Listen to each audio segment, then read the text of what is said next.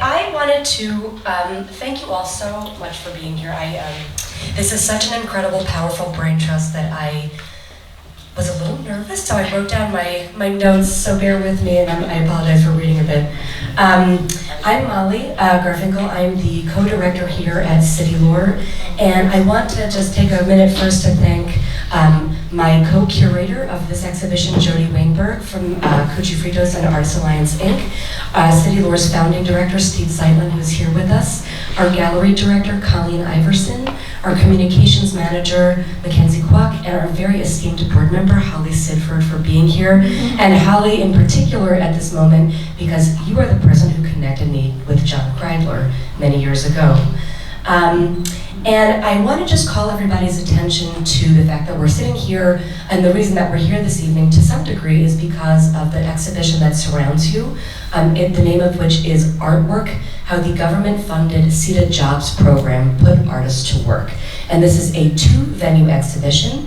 If you have not yet seen the Caf at Cuchifritos, I implore you to go very soon, tomorrow specifically, because it closes tomorrow at 6 p.m. But the exhibition is open there for one more day from 12 to 6, and you can come back if you haven't had a chance to see this section. From today through March 31st, we're open all weekend, specifically Friday, Saturday, and Sunday, but we're open by appointment and would love to have you.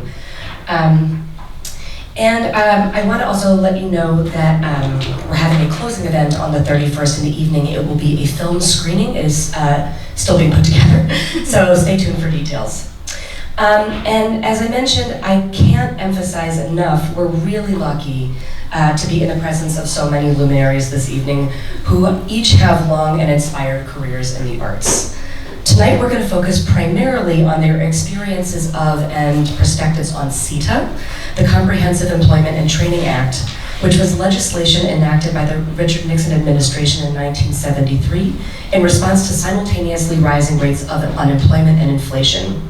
CETA was an employment and training program, and that's important because unlike the WPA, to which it is often compared, which had Federal Project 1 specifically for artists, CETA was never intended to specifically employ artists and had no provision for artists.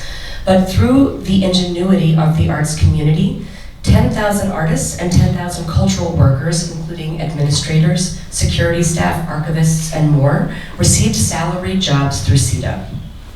Tonight we're going to learn more from, and I am going to highlight the panelists alphabetically, Ted Berger, who is the Executive Director Emeritus of the New York Foundation for the Arts, NYFA, where he began in 1973 as the country's first statewide artisan schools coordinator. While at NYFA, Ted helped to create New York City's Cultural Council Foundation CETA Artist Project, which is the focus of this exhibition. Sara Garretson, who is the Executive Director of the New York Cultural Council Foundation from 1976 to 1983, in addition to incubating a number of New York City arts organizations, the CCF was instrumental, and she was instrumental in the creation of the CETA Artist Project. John Kreidler, who is here from California, and also is a major catalyst for this evening's event, had the vision to develop the very first CETA Artist Project in the country for the San Francisco Arts Commission, and so we all owe him a great debt. Ademola Olugebefola is a renowned contemporary painter, theater, scenic designer, printmaker, muralist, illustrator, sculptor, educator, lecturer, and businessman. He was an esteemed member of the Cultural Council Foundation's CETA Artist Project. Suzanne Randolph, who was a senior staff member of the CCF Artist Employment Project, managed the visual artist component to market and monitor public service placements of artists to work with and create works of art for the public agencies and community organizations of New York City. And last, alphabetically, but certainly not least, is Rochelle Slovin, who served as director of the CCF Artist Project from the time of its authorization by the New York City Board of Estimate in October 1977 until congressional budget cuts resulted in its demise in December 1980. And as you can see on the handouts in front of you or on your seats, this is just beginning to scratch the surface of the careers and impact that all of these people have had on the arts ecology and artists across the country. So if you have time, please do take a look at that list. And I wanted to mention also, just give a little shout out to Sara Garretson, who's with us this evening, from Creatives Rebuild New York, with whom we are presenting this in partnership, who's been an inspiration and also a driver for this project, which is very kindred in many ways, and we're really honored to have you here. And I know that a number of the people in the audience are here because they're excited about the great work that you're all doing. So thank you very much. And I want to just start this with a confession that it's such a powerful group that I have thought long and hard about what is the first question I'm going to ask to this brain trust. So I want to just sort of pose an observation, if I may, as the beginning prompt.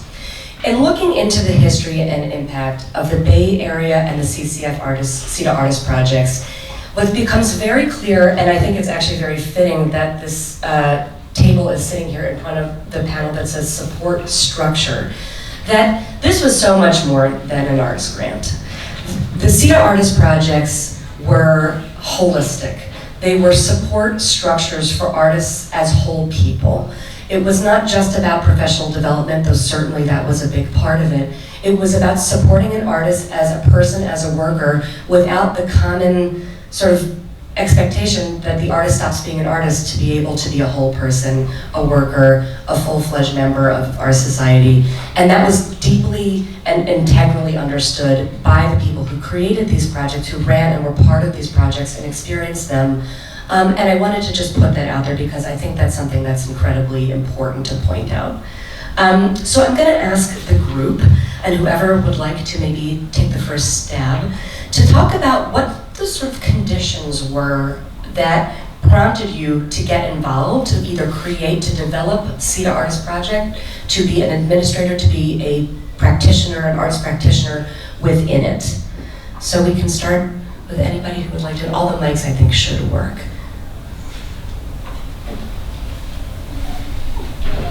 Okay, I'll dive in. So I'm Sara Garretson, and I was the executive director of CCF. And I think, first of all, CCF as an organization was more than anything else a kind of an administrative structure that had a very wide mission to make things happen in the arts, and it did it in a number of different ways.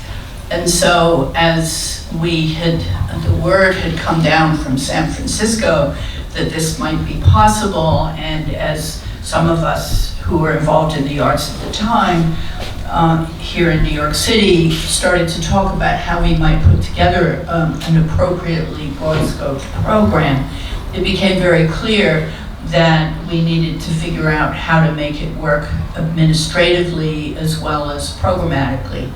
So I guess somehow I got up the courage to say, okay, I think we'll take that job on, which we did with vengeance. And I think then that began to make it possible for the rest of the program to develop. And I think the other thing I would say is I think a lot of our role also was bridging between government and a program that was not built for the arts and trying to mold it so that it would meet what our vision of an arts program could be. You've got your own, I think. Hi, Ted Berger. I just wanted to follow up from Sara, because I think a lot of this was about molding it and shaping. As Molly mentioned, I started in this field in '73. I was a pilot project for the Arts Endowment in NISCA at this fledgling organization called the New York Foundation for the Arts. I was the very first statewide coordinator for the then called Artists in Schools program. And when you talk about artists and you talk about schools, you're talking about a relationship that has to be shaped.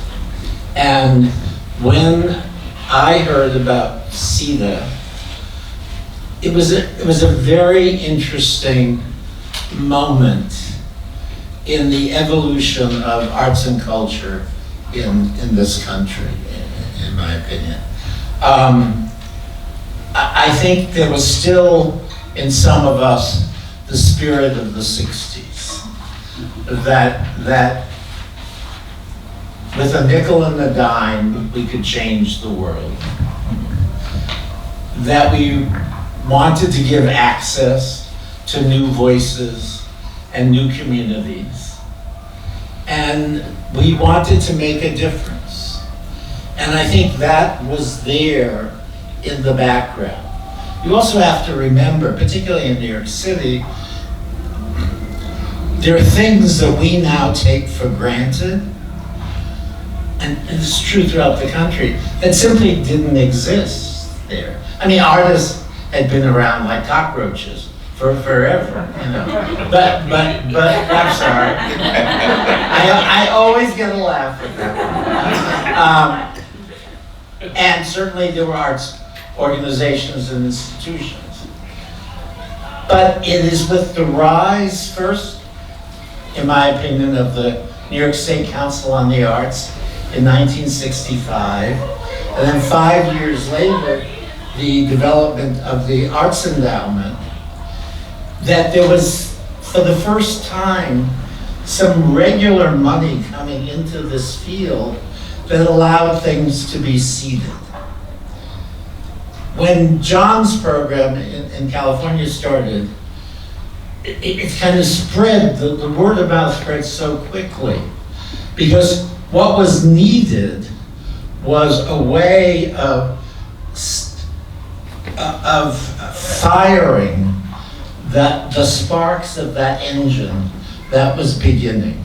And what the CETA project did throughout the country, particularly because it had two parts to it.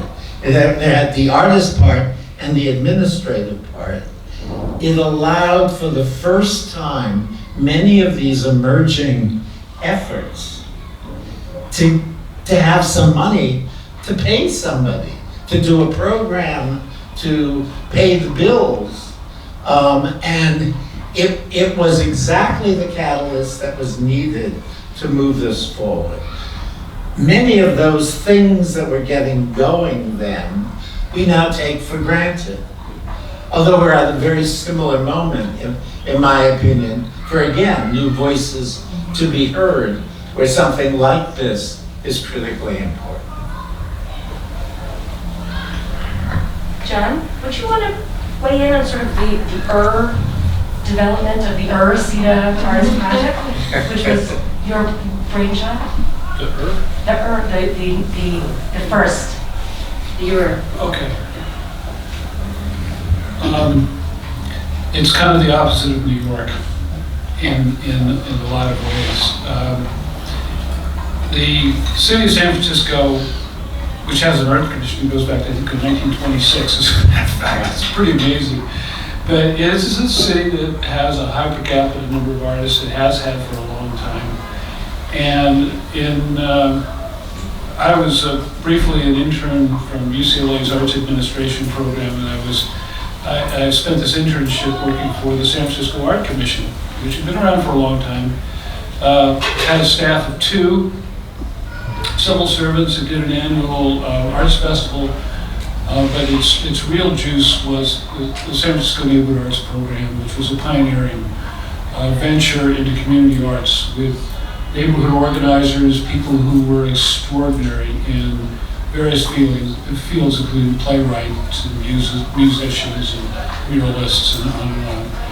And so I was in this mix of people who were really good at what they did, but there was no escaping the fact that it was deeply affected by unemployment and by kind of a poverty mentality in the arts that I was a bit surprised by. I've been working for the previous 5 years in Washington. I was a bureaucrat working in the Office of Management and Budget. I've been working in programs that later were folded into CETA, and I knew the people who were actually writing the CETA legislation.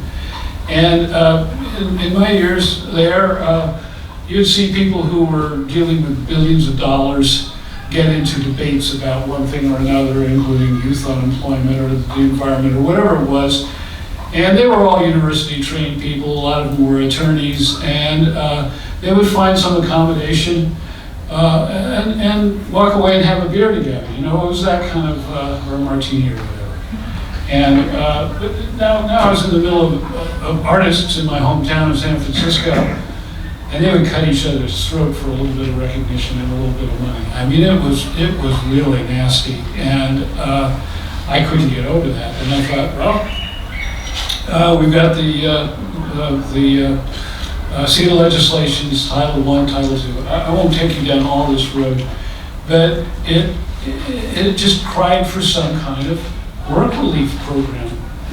And I can't say for a moment we had the kind of vision that was here in New York, that about molding anything to anything. It was just a matter of money was there. There was no resistance to starting to, on the part of the Mayor's Office of Manpower, which is what it was called, that controlled all this money. They welcomed an application. We asked for 24 positions spread across all different fields, photography, mural painting, choreography, on and on, writers. And they funded it in a flash. It started in December of 1974. And before another 4 weeks had gone by, the Mayor's Office of Manpower, not me, not anybody on the art side of this, they came forward and they said, can you take another 90 positions, right? And then it just expanded from there. And so you had, and by the way, there was no CCF. This was all going to be done initially as a program of the San Francisco Art Commission, which, with a staff of 2, didn't have nearly, a lot of us knew about CCF, by the way, in the West Coast, and I could talk on and on about that because it became the model for a number of things that happened, including my organization, which was called the Alameda County Neighborhood Arts Program. We began to do fiscal sponsorship based on the model. And, but in any event, this was easy. And it was a response to just my sense and the sense of people in the city of San Francisco's so-called manpower office, which is appointed by the mayor. Let's just do this. This money's coming along. And what motivated them in significant part was certainly statistics that I had prepared for them on artist unemployment in the city. But they were very anxious also to show that the city could do more with public service jobs money than, I'm almost directly quoting the woman who was in charge of the office. Her name was Eunice Elton, amazing public servant. And she said, we need to show that public service jobs can be used for people other than just teachers' aides, people who are janitorial staff for public health hospitals. Those are all important things, but they never get any attention for this. And we think we need to build a case that this can be available in some ways to the broader public than just the folks who are in public health hospitals or in prisons or whatever. And so they had their own agenda for it, but there was no resistance, that's for sure. And they kept adding positions. It went on from then December 1974 until sometime in 1981, 5.5 years or so. And there were a few artists who actually spent that much time in the program. But many went in and out of it happily because they got jobs. And also some of them left pretty unhappy because they weren't accustomed to this kind of a work environment where you actually had monitors on the who were employed by the Mayor's Office of Manpower and also by the Art Commission, who would check on artists and see if they were in fact doing what they're supposed to do. So I think a somewhat different sensibility, and I want to say I'm here because I think this was the greatest program that existed under CETA. This one here in New York was run under CCF. It was well thought through. It was way beyond us in terms of concept.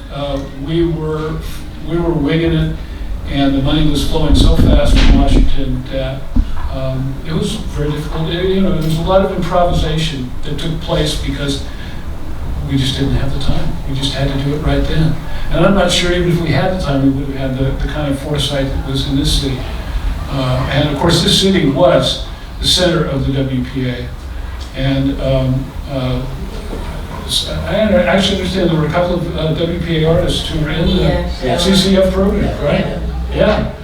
So maybe some of that, San Francisco had a WPA project, pretty good, but it was nowhere near the number of people that were here on the theater program, the music program, et cetera. So. Suzanne, I mean, I think can you hear me? Yeah. The thing that was interesting about the 70s is that the arts in New York were just thriving. I mean, you had Soho that was opening up. It's a very, very different energy in the city at that time, which was, and there were galleries. Soho was opening, the galleries were there. I was involved when I worked with the Department of Cultural Affairs, certifying artists to move into lofts. And so that was a very, very big deal in terms of where the arts were going. People were active, and I guess Sarah, you can talk to this, of all the different borough arts councils. There were lots of, you think about City Arts Workshop that was doing things around the city in terms of community-based arts. So, there was a lot going on at the time for small artists and larger artists, And so it was a really active time that this came along to give it another boost to a really becoming more visible arts community. So it was the added, it was the icing on the cake, because it's an exciting time in the 70s in New York.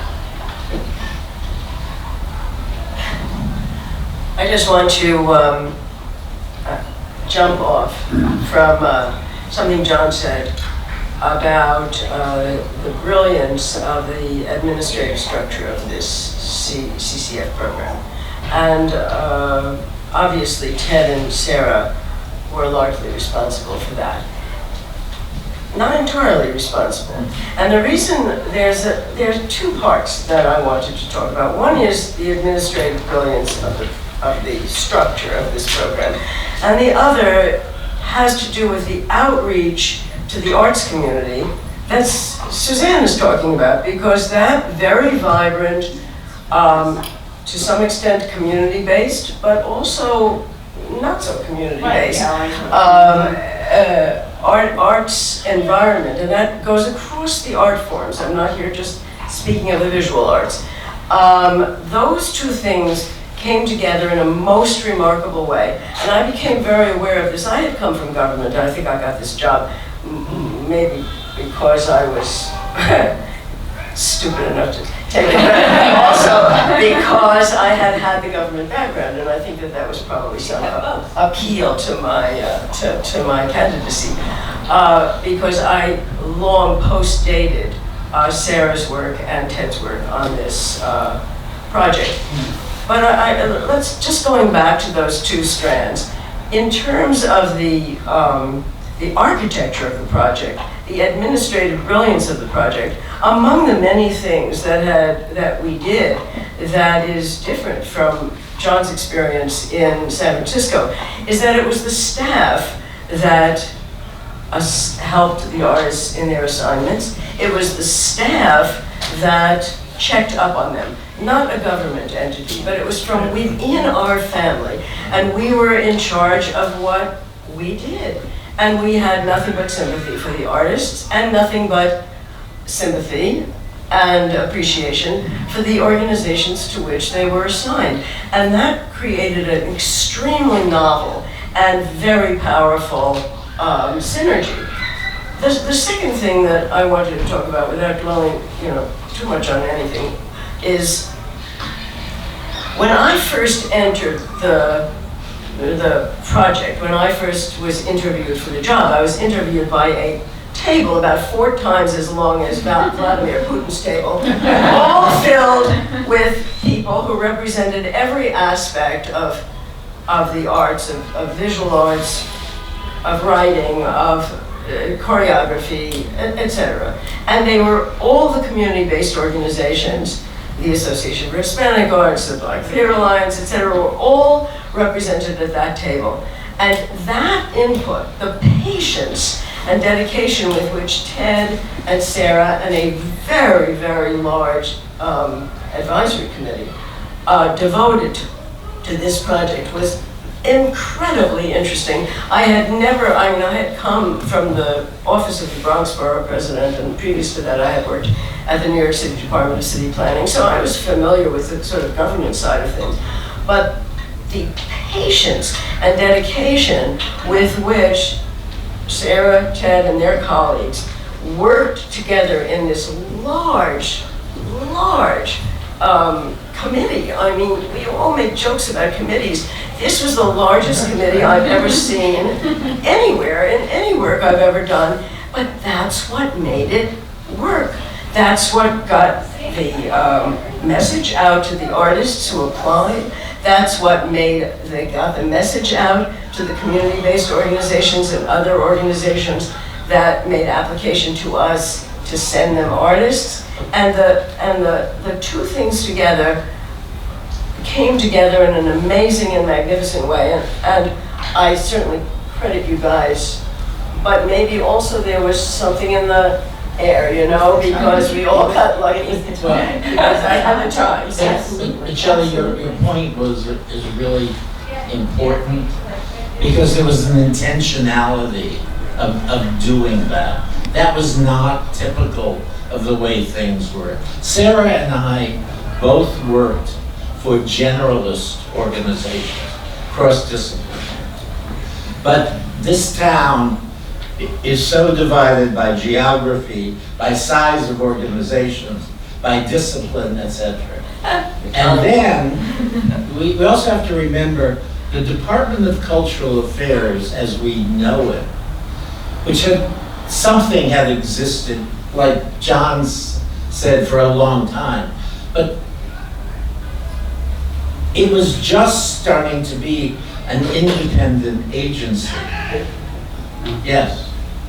It was the Department of Parks, Recreation, and Cultural Affairs. It was separated out. Just the year that we started. That's exactly right. Because in many ways, they were like a silent partner in this. And what we were told over and over and over again, what you're by government. Because one of the things about, I thought the beauty of CETA in comparison to WPA, CETA was decentralized. So money came to the states, then to municipalities, and in New York it was being controlled by the Department of Employment, right? That's right. So we worked with our beloved late Cheryl McClenny at the Department of Cultural Affairs. And what we were being told over and over again, you people have to talk in one voice. And Sara and I really heard that, right? And we wove it together. I remember vividly a weekend in my living room where we brought leadership together and said nobody's leaving until we figured this out. And we figured it out. And we started to speak in one voice. A lesson we're still trying to learn, in my opinion.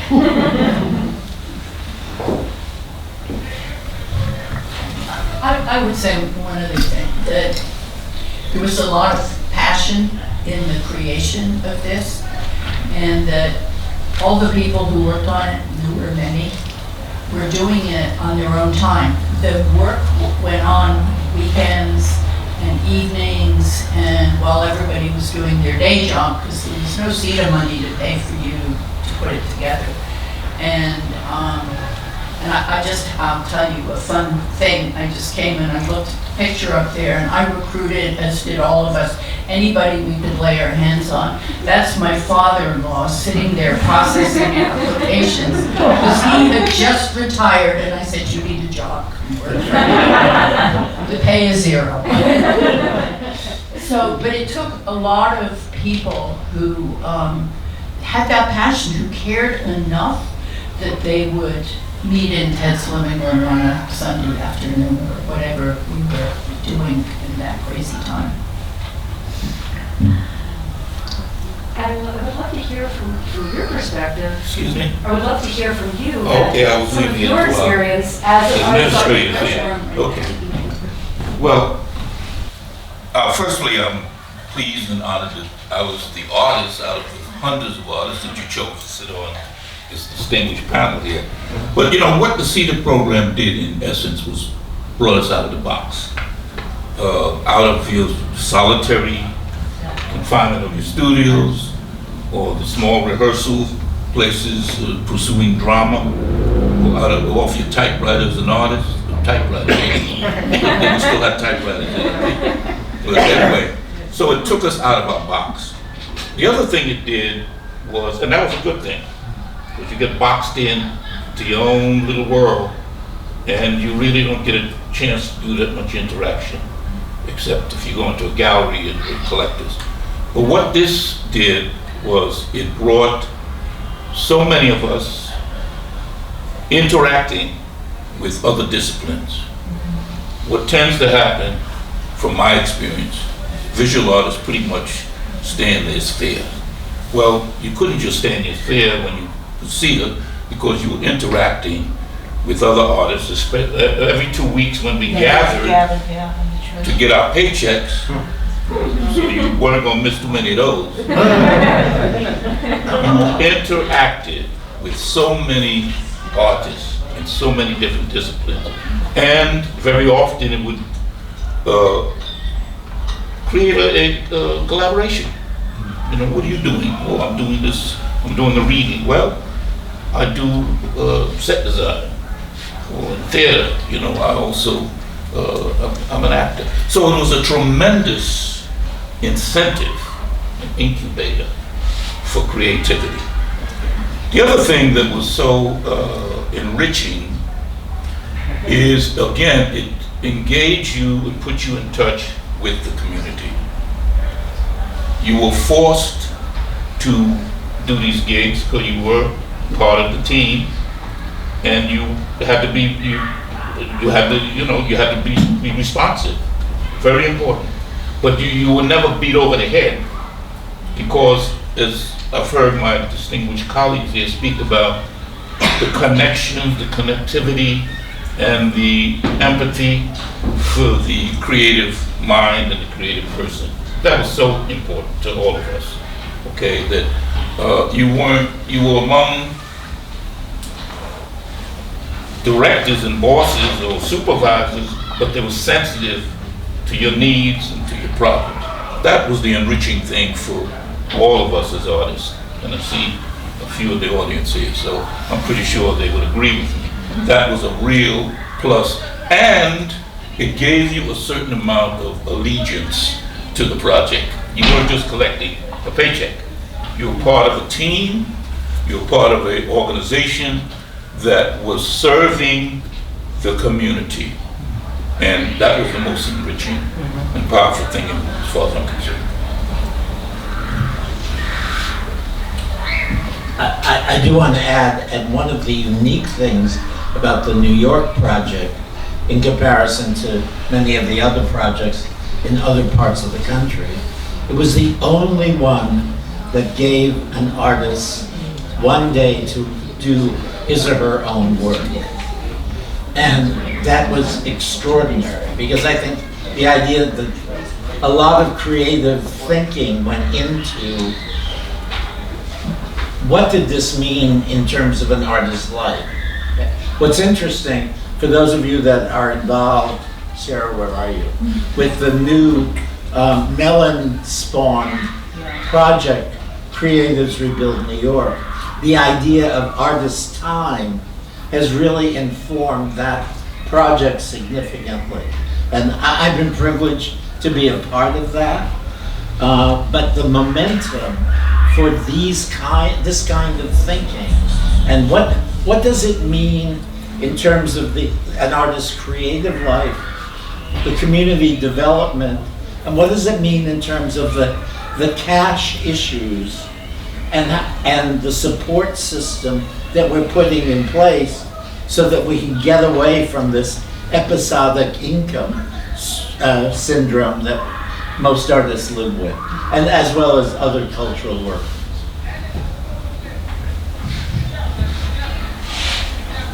Now there is a question I'd like to ask everybody, or two questions. One, would you be open, or not everybody, but discuss one highlight of your experience in the CETA program, some sort of an anecdote or a story? Is there anything that stands out for anybody as an especially endearing or challenging or mind-changing moment? Yeah.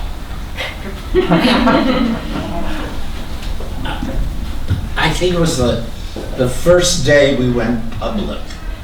There was some sort of, we had free space where in the, what was that? McGraw-Hill building. McGraw-Hill building. It's now something else. And artists had to come in to register or something like that, or we gave workshops. I remember talking to an artist who had walked from Brooklyn because he had no money.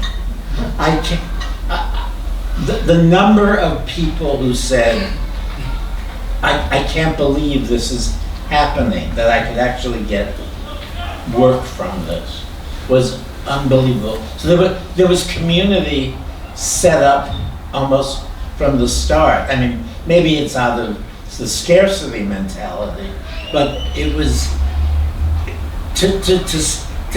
to see all of these ideas finally happen with real people was unforgettable, and it informs a lot of my thinking throughout whatever career I've had.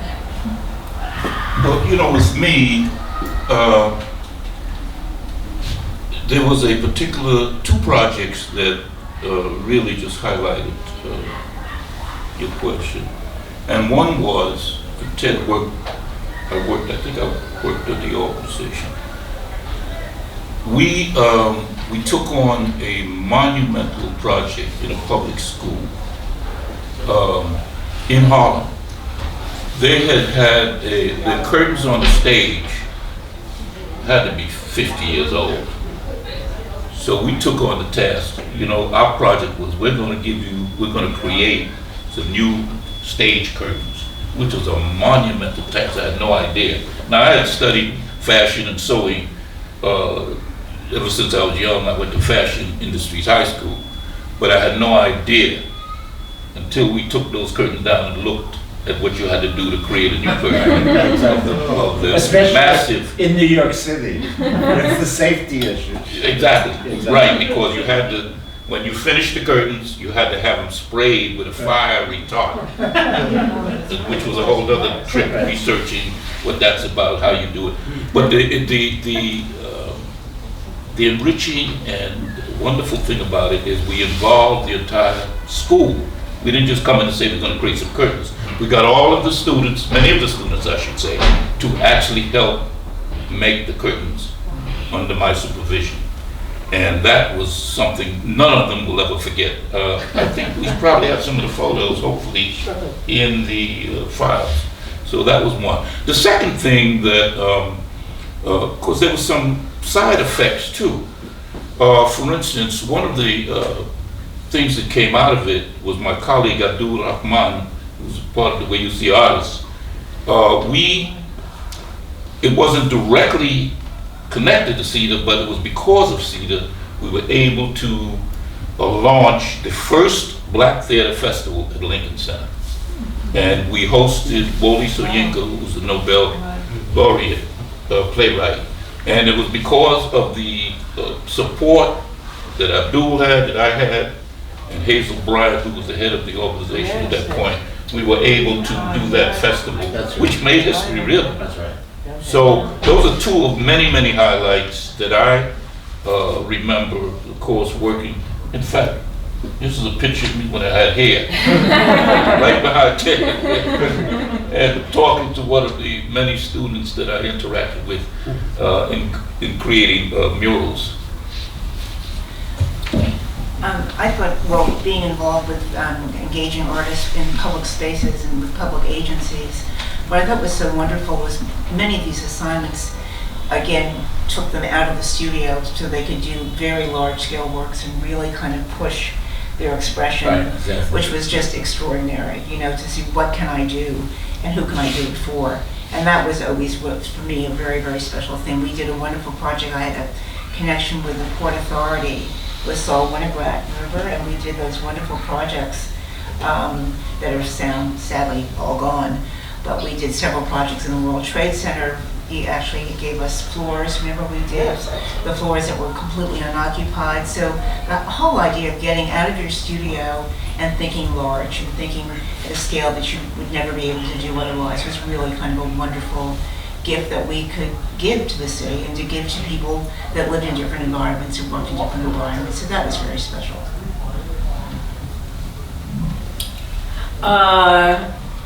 Well, first of all, somebody, it was you, John, mentioned the WPA, and this is Regina Cherry, who is the widow of Herman Cherry, who was a WPA artist. And Joe Delaney. And Joe Delaney, too. I mean, of course I know about Joe Delaney, but you're the one who's here, Regina. So.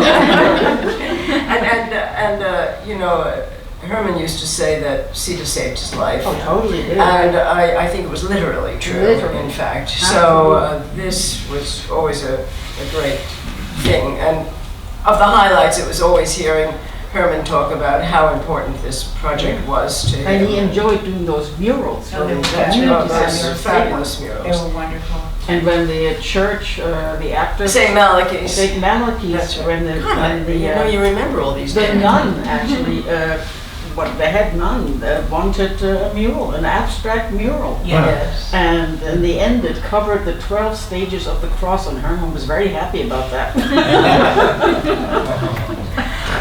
What I wanted to say about myself was that this program, these however many years it was, doesn't seem like it was very many years, 3 years, was the highlight of my life, in fact. And Ademola just mentioned that the Lincoln Center thing, having come out of this.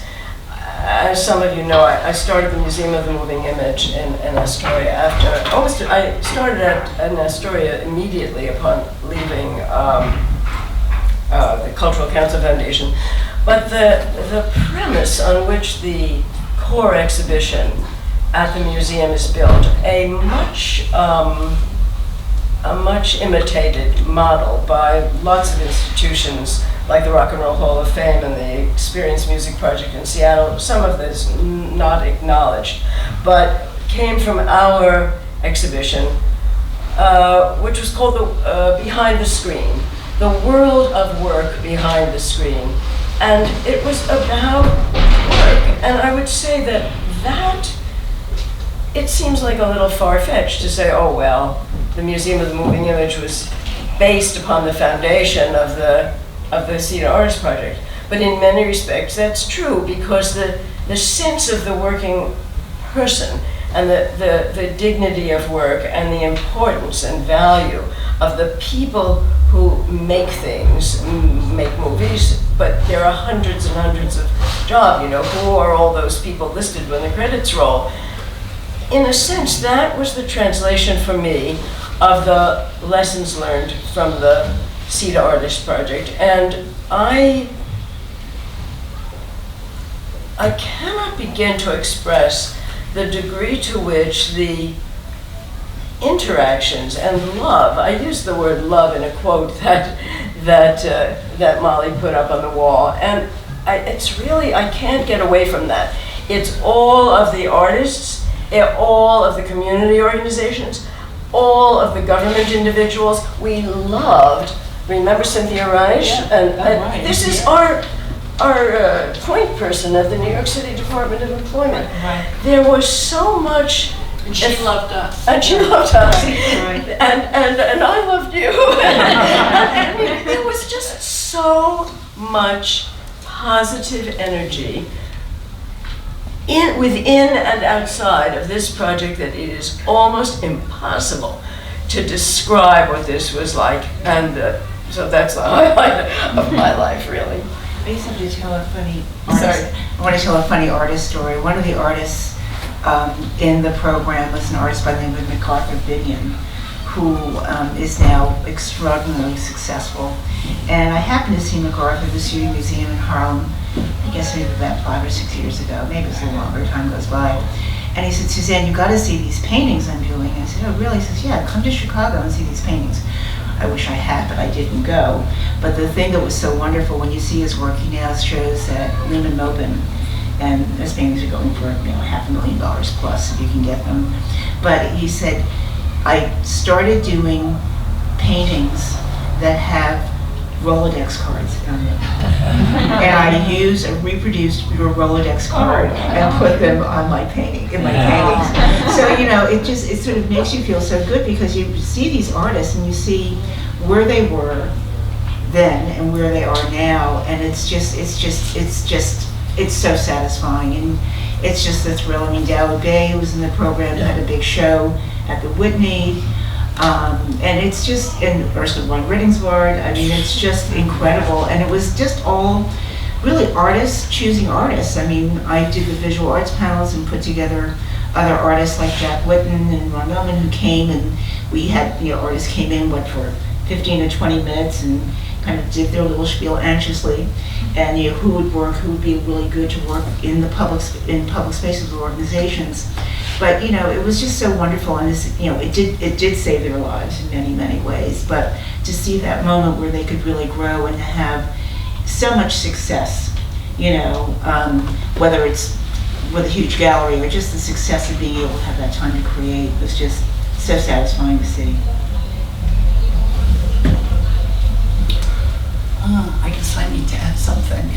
So I think the high point for me was not the day they all came in to interview, but when we kicked off the orientation and we were in the auditorium at FIT, and my God, everybody was there, and suddenly we had a program, and we'd hired them and we'd done the paperwork, and now everybody was going to get paid.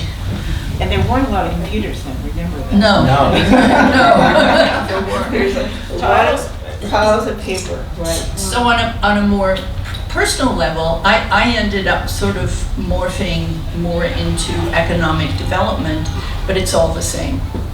That really art is economic development, and there's always been this link in my head about that connection, and it started here and it continues to this day. This gentleman over here, you were like waving. Did you have a question? Oh, I heard Shelley Slovin. Shelley, you own the Museum of Moving Image? No. I was the founding director. Founding director. Yeah, it's a public institution. I had some interesting interactions there. It stuck out in my mind. It's okay. Listen, this program helped me feed my family, and at the same time allowed me to be creative. That had never happened on a regular basis in my career. I was with the New Lafayette for a few years. That was revelatory. That was in the early 70s, where you got a paycheck for actually doing creative work. That was a wonderful, wonderful time. And then CETA came along at a critical time in my life. I had a growing family, and the fact that every 2 weeks I could look for a paycheck to help feed my family. So that was so significant. Another thing I wanted to mention, in interacting with the community, and I'm speaking now, of course, I'm fortunate enough among my peers to have had theater experience. I worked closely, collaborated with a lot of great writers. So I have a broad spectrum, but a lot of artists, visual artists, that's what they do, that's all they do. So the interacting with the community was sometimes challenging. For instance, one of my projects was doing a large painting for the lobby of, I forget the name of the hospital out in Brooklyn. But anyway, I did this large work after many, many weeks. And of course you had good services, they had trucks that could pick the work up and take it to the space. Well, lo and behold, when I finally went out and saw how they installed it, they had drilled 4 holes in the canvas, one in each corner, and put a bolt holding the painting up on the wall. Now, of course, I was pissed, but I could live with it because I had such support. Seriously, okay, that mitigated some of the anger and forgiveness that I had to forgive them for doing that, but it was out of ignorance. But the fact that I had, we had such a good rapport with the administration mitigated some of that. And several situations during the course of my working with CETA where the people who received the work or received the service didn't always appreciate it to the degree that many of us felt, because it was all new to some of them. Some of them had never had any artists working within the environment. So all I'm saying is that as Shelley was saying, it was so gratifying to be working like a family. We were like a family, okay? And that was the real highlight of my experience. Regina? It created a lot of friendships that lasted until today amongst the artists. Exactly. I mean, it's amazing, And marriages. And regarding applying a large mural, we researched because the one in Queens needed to be applied to the wall, and we did a lot of research and found a company that made a vinyl adhesive, and that was applied to put that mural up on the wall in Queens. I don't know if it's still up there, but it was out of one company that doesn't exist anymore. They made vinyl adhesives, so no need to drill holes.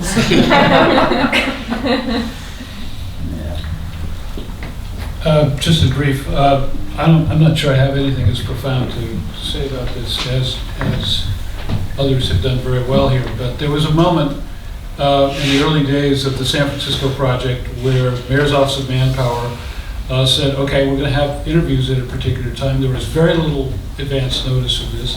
So you can't get into the sort of improvisational nature of a lot of this. And they were doing their best, by the way. They're a very competent group of people. And it was announced that on a particular morning, starting I think at something like 8 o'clock, that you could pick up an application, and the applications would be given out to the first 100 people in line. And it was a cold, nasty San Francisco typical morning, and something like 500 people showed up. And everyone knew that you had to be one of the first 100 people in line, and there were some harsh words and even some punches exchanged over people who were trying to reserve places in line for their friends or whatever, which would have meant that somebody behind wasn't going to get an application. I wasn't there to witness it, but apparently it made the point more firmly than had been made before that there was a certain level of desperation about getting these jobs. And I was asked to sit in on some of the interviews that were conducted. I was at this point running the neighborhood arts program in Oakland, California, but I came back and I was there the day that people. This is the hopefully a more humorous thing to be saying. This was for festival organizers, among other things, on that particular day, and we had show up as one of the candidates a legendary.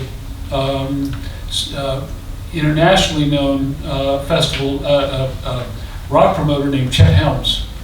And Chet Helms had run an organization in San Francisco called the Family Dog, which was a predecessor of the Fillmore, the original Fillmore Theater. And he was the person credited with bringing Janis Joplin out from Texas to be part of the scene in San Francisco and Big Brother and the Holding Company and all of that. So here you got this legendary guy, and he was passed over.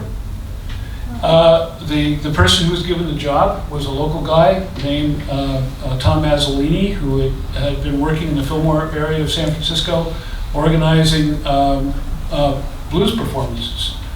And he had a proven track record. Chet Helms was probably past his prime at this point, but Tom Azzolini was young. He knew the field, he knew the city, and he went on to found something called the San Francisco Blues Festival, which went on for many years. He became internationally known for doing this, and it started his career. It was one of those hard choices that, in the end, worked out for the artists and the that were booked into those festivals for many years, and it worked out for Tom Azzolini. So he was, by the way, on welfare at the time, literally on welfare, and it was a golden moment. Talking about the application, and as Suzanne said, the lack of computers reminded me of the time, Sarah, I think, when we finally had a contract and we said, okay, now we have to go through a selection process. And about a year before, at NIFA, we had received a major grant from the Department of Education called the Emergency School Aid Act, and had gotten a grant for 3 parts of the state: Buffalo, Roosevelt, Long Island, and New York City. The grant had to do with reducing racial tensions through the arts. And the New York City project was to put together interdisciplinary, interracial teams of artists. And we had one, and I had to design an application, and we had one of the largest screenings of artists that had ever taken place in the city at the Board of Education itself. Don't ask me how I got that going. And when Sarah said, okay, we've got to get going, I simply ripped out the application. And in the exhibition, there was a table over here that actually had that application there. So Which was mimeograph. it was mimeograph, exactly. Well, you know, Ted, it's, to me, what sums up the project is something you said when we were doing the application for the community-based organizations to apply for an artist to come to that. And you repeatedly used this phrase, which I used throughout my 30 years at the museum, but it really stands as the exclamation point for this project. And you said, we don't want this to be a hit and run program. We want there to be long-lasting effects. And you were speaking of the organizations we were servicing. But in fact, when you turn that in the direction of the artists, it was absolutely the antithesis of a hit and run program. It became a life-altering, lifelong program. Thank you, Ted. How did the idea for the documentation unit come up? Look, you know, Molly asked us that question when we first came in, and I was just about to say it was Sarah's idea, and Sarah said at that moment it was Shelley's idea. I have no idea. I don't think it was. There's only one thing for which I will take credit, if such a thing is possible, and Sarah can contradict me, and that is to have all the artists together for every payday. Yeah. And so those payday meetings I was always very proud of. I mean, we knew there was going to be a payday, but to have these meetings and presentations and everybody getting together and having kind of a social event out of getting your check. But as for the documentation unit, I have no idea. No, Johnny was in it. But, yeah, it was probably Suzanne's idea. She said, it was probably like this. But it happened. What we had done without it, right? You know, it sort of feels like it grew organically because there were already a number of organizations. I mean, Blaze, were you going to say something about the origin of the documentation unit? Well, I can't say anything about the origin of it since I wasn't there when you conceived it. Yeah. I was very happy to be part of it. Right. And I just wanted to say when Molly asked the question, what was the high point of your experience. My high point's a little different. My high point probably happened about 30 years after the project. Because as I would go through all these fabulous photographs that I had had the good fortune to be able to make as a member of that documentation unit, I was just a kid when I was working for the project. I was just out of grad school, and I didn't realize what I had been able to become part of. And then looking back 30 years later and then 40 years later at these photos, I realized that was really something. And so that was a high point for me, and it came 30, 40 You know, years there later. was the Association for Independent Video and Film was part of the project, and I sort of have the idea that some of that is how it emerged, because we didn't know what to do with those people, to be honest. Yes, Virginia. Well, also, the documentation unit came under the Foundation for the Community of Artists. That's They published That's what right, work that's was right. new. That was right. So however you guys figured it out, you contracted with FCA and the Art Workers News, so there'd be a vehicle for... They were already in there. It may have My been- guess is they actually were the germ of the Yeah, that's idea. probably. Because we asked the subs to come up with a program design. Right. And that it had to sort of meet the criteria of what the overall program design was, but Right. they could individualize it to their discipline or their community orientation. So I think, you know, we were all struggling with, well, what do you do with a bunch of filmmakers? And in a public service setting, Right. how do we use that? And they came back, I think, with, well, I think we could use them. Well, what Sarah's referring to, in that day in my living room when we said we have to figure this out, we knew there was a core CCF operation, but there also had to be some large subcontracting relationships in order to keep it in the family. Yeah, but the and FCA, I think, it was in a separate it category. was a separate, oh, sorry.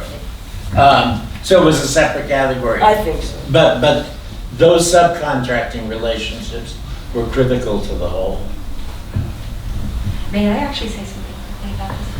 I want to just clarify for the audience who may not know, one of the unique things about the CCF program, which is also why we're able to have this exhibition, is in addition to, included in the second year 325 artists who were part of the program was the documentation unit, which was 3 photographers, 3 writers, and an archivist.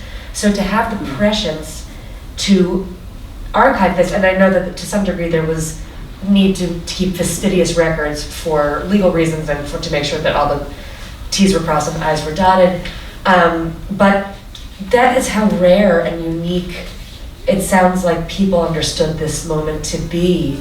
And I will say that Ellen Burke, who was the archivist, when I spoke with her, she said that, without assigning exact attribution to this, that the sense that she got from speaking with you was that, in contrast to the WPA, you really cared so much about the artists' lives, who they were, what their motivations were, what their hopes were, and that is what is recorded in the oral histories that were done by 3 of the writers.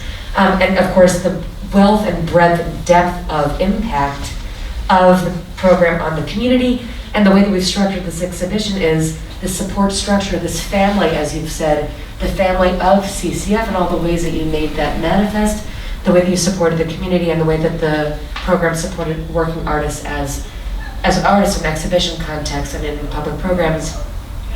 And I think that that's really important. That comes through very clearly when you listen to the tapes, is how much the artists felt appreciated in the moment.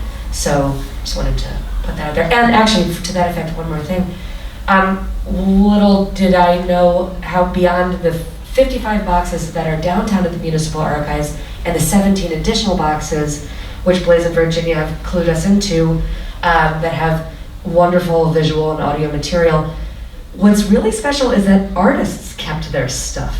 The people who were part of this program, everyone I've spoken to, still has so much of the material because this was that special. And I think that's really telling too. So I want to just be mindful of the time. It's 7:45. Is it okay if we open this up for Q&A or Q&A and see comments? Does anyone have any questions or comments for the room, for the panelists? Yeah, I would like to share something beautiful. Firstly, I respect what's going on a lot. That we are following the steps. We're learning something that is being passed down by something that really worked a few decades back. What I'm hearing is from you guys went through the experience. You guys were transformed. You were able to feed your families. You were able to bring out the best work from your creative impulse. And I can see that being very needed in today's time. So I respect that. I am hearing that it brought about healing, it brought about ending animosity, ending racial prejudice, and essentially bringing healing through the arts, cooperation, family, the spirit of love. I'm inspired by this, So I feel like I'm in your shoes 40, 30 years ago. How do you foresee this same spirit of cooperation impacting in today's times as to how things are needed in today's time? And what would you rescue and what would you push forward from those times for our generation? How are we going to do that? I was hoping somebody would ask this question.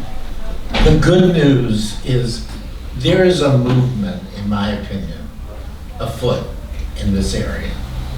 I think the pandemic has demonstrated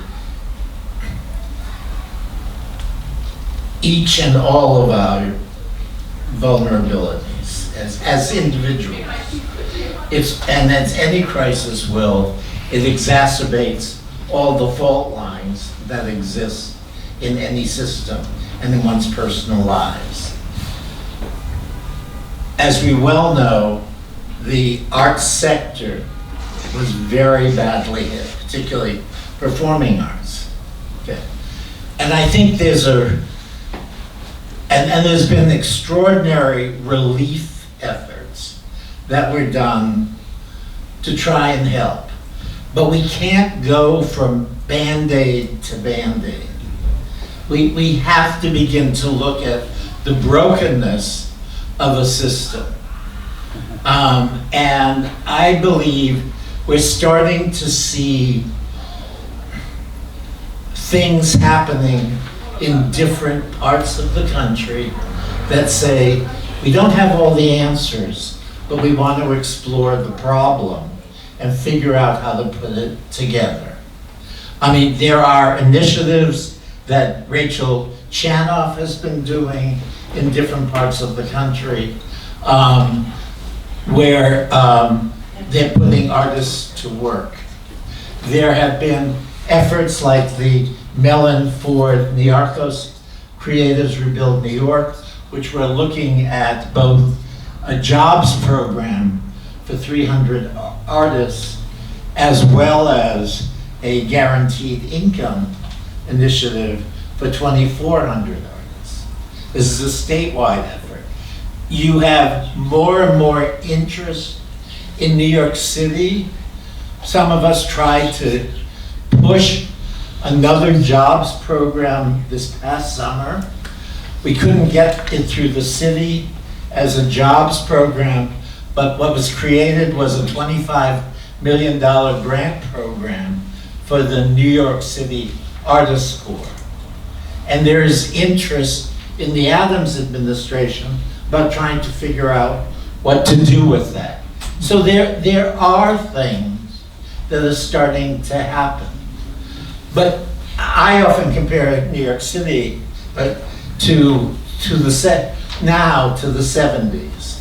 It was the creative community that stepped in, right, Suzanne? Absolutely, absolutely. And said, we have a responsibility. We have a responsibility to take care of our own. And we know who are our essential workers. And we don't do enough for them. whether they're artists or other cultural workers.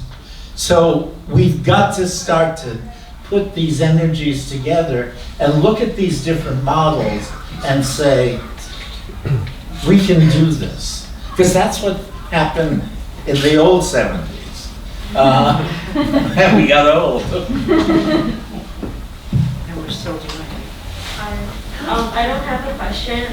I would just like to say that I am so inspired and moved by all of you and all your words. I'm on the verge of tears. Being an artist that is also constantly looking for opportunities, you're just hitting home. It's very, it's very real now, and it was real then in your time, and it's, I'm not gonna cry. Very inspiring. Thank you.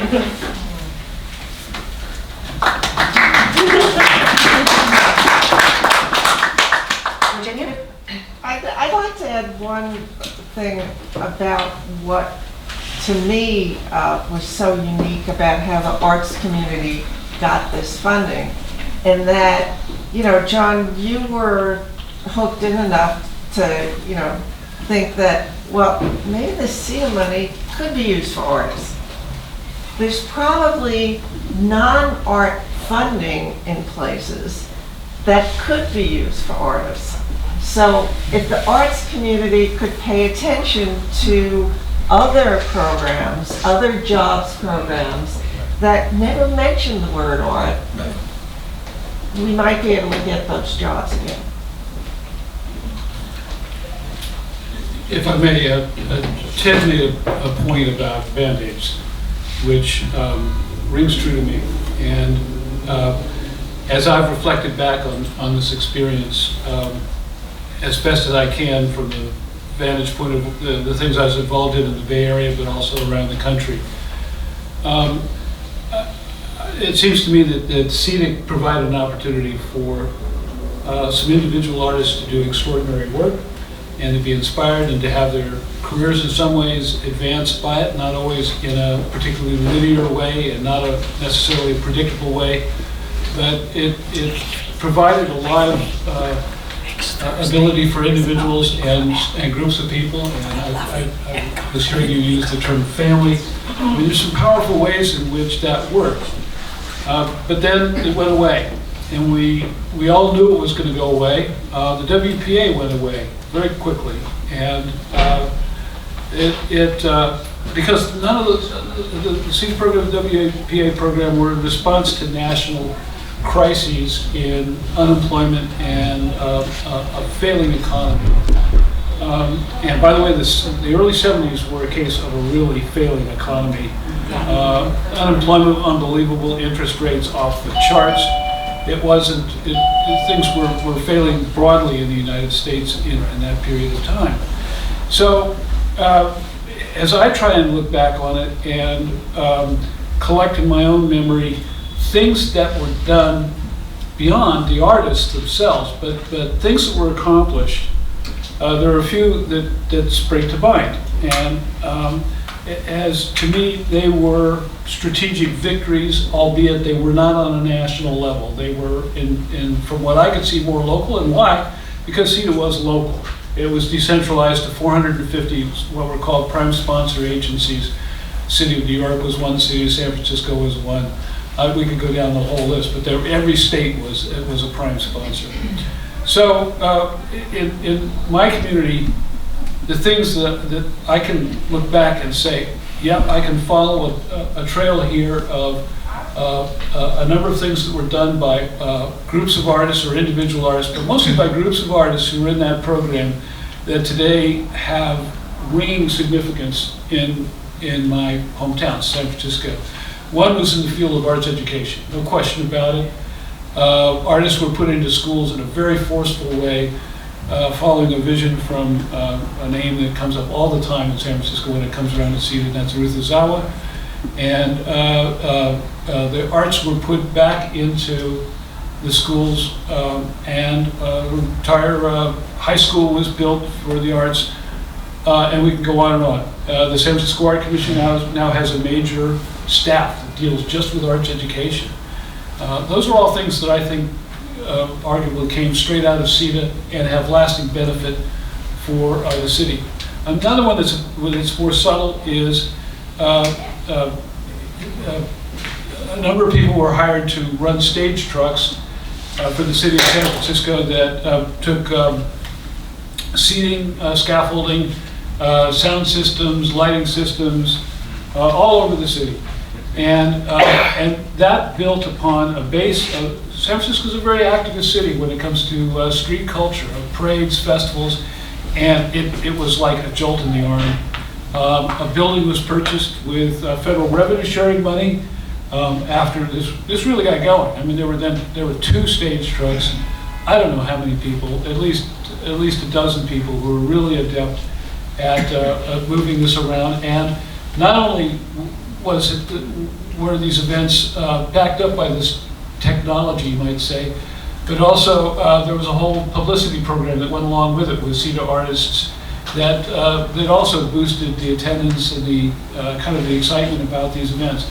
That goes on to this day, and I think it helps that city avoid a kind of an alienation that you find in many parts of the United States. I mean, I think it really made a difference to the average person in San Francisco that there was, for example, Samoan Flag Day or Cinco de Mayo. I mean, I could go down. There's more than 100 of them now, of those kinds of events in a city with, at the time, had 670,000 people in it. It's, I think it comes close to New Orleans, which is famous for its Mardi Gras, all of its so-called clubs.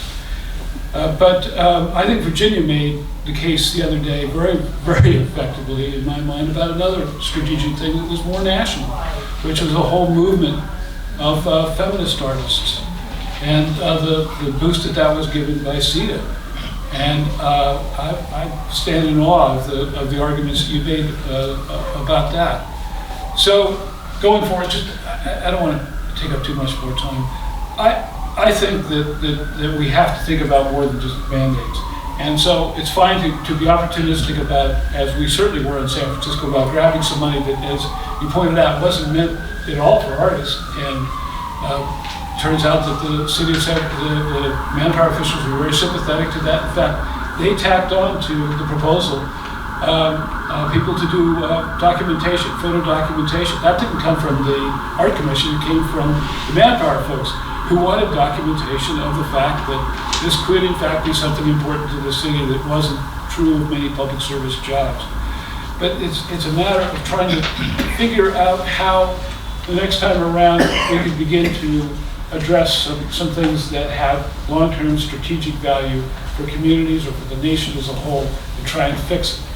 And the best that I can offer you right off the top of my not so fertile imagination is, I think the more that we can involve everyday people in making art and doing things creatively, call it what you will. The word amateur has become a bad word in the United States, but I think it's one of the most powerful things we have, not only in the arts, but other forms of culture, sports, for example.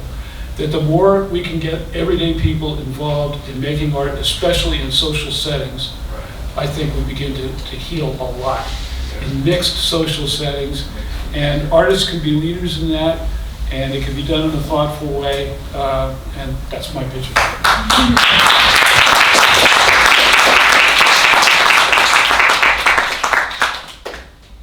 Anybody else in the audience have sorry, please. No, go ahead. Go ahead. No, I was going to ask, this really magnificent effort here, what's going to happen when this closes? What happens to all of this? I mean, we're documenting it now, this particular panel, right. But has there been documentation of the holisticness of this exhibition? Well, George Malabe, who's actually in the green, who's also a document photographer, has taken some beautiful exhibition install shots of the space. And there are also lovely, really stunning photos of the space at Cuchi Fritos. We have a booklet that you can download from either City Lore or Arts Alliance Inc.'s websites that tells sort of a lot of this history and more. But what will happen to the exhibition is the question. This version of the exhibition, we are trying to go to another venue in New York at some point. And we are also collaborating with the Delaware Art Museum to create a plan for a more national CETA Artist Project exhibition, which actually they were here visiting this morning, and they've got a hold on 2026 for that. We will have to fundraise for that, and we will have to do a lot of are excited to do a ton of research to bring that to fruition. So stay tuned for that for sure. So everybody drink a lot of water, because we need you to be on the panel for that for 2026. The collection effort continues. So, in the meantime, we're sort of carrying on with trying to hear more people's stories, get them down, and spread the word. And thank all of you for being part of that. All of the artists who are here. Can the CETA artists please stand up? The folks who are there from the CETA Artist Program.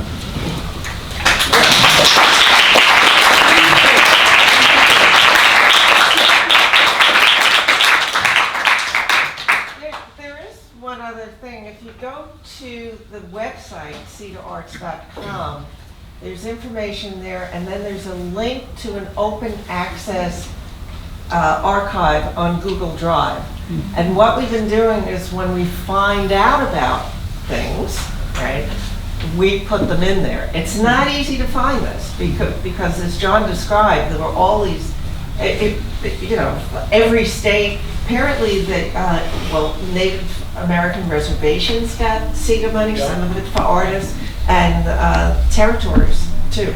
So trying to find this stuff has been hard. And given that Blaise and I are both retired academics, we have been pushing through, in fact, Ademola, you were on one of the panels, through the College Art Association, to try to get a historian to write about this. There are tons of books about the WPA, no book about CETA. So if you know any nice, artists going for a PhD or historian, shake their sleeves and say, there's a great thesis all ready to do with lots of research to back it up. And they could be the first to write the first book. And I believe, you've had your hand up, sorry. Yeah, I just wanted to say a legit and genuine thank you to CETA and CRNY because, at the low level, art can oftentimes feel thankless, unless you're already polarizing people one way or the other, positively or negatively. You really don't have any outside influence or feedback, when you're the underdog, so to speak. And I forgot who on the panel mentioned it, but that can in a way maybe still the artist where you almost ignore yourself. And you just decide to go back and I have to get, I have to do this, let me wait this table, let me go into corporate. So what you guys are really doing is giving us an opportunity to be ourselves and not deny ourselves and not be made to feel that way. Some people, maybe to a point where, they move themselves away from there.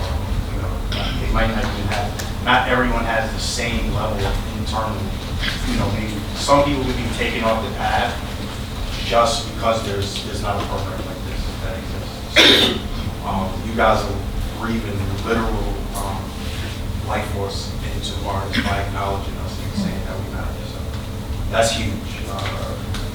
Everything else aside, thank you for that.